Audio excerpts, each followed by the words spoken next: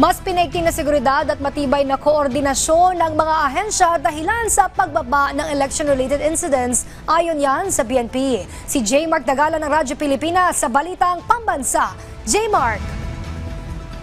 Princess, positibo nga ang Philippine National Police sa natupad nila ang direktiba ni Pangulong Ferdinand R. Marcos Jr. na tiyaking ligtas, maayos, tapat at patas ang Hatol ng Bayan 2025. Ito'y matapos sila makapagtala ng mahigit 50% pagbaba sa election-related violence nitong 2025 national and local elections.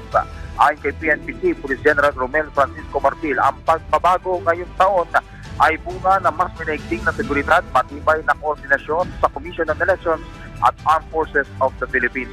Kasama rin dito ang maagap na pagde-deploy ng mga tauhan sa mga election areas of concern. Batay sa pinakahuling datos, 49 na election-related incidents ang na-validate na ng PNP. Mas mababa kumpara sa 105 insidente na naitala noong 2023 barangay at sangguniang kabataan elections.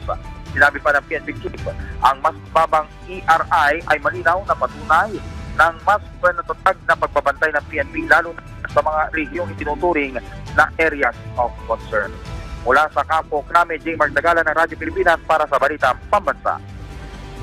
Maraming salamat J. Mark Dagala ng Radyo Pilipinas.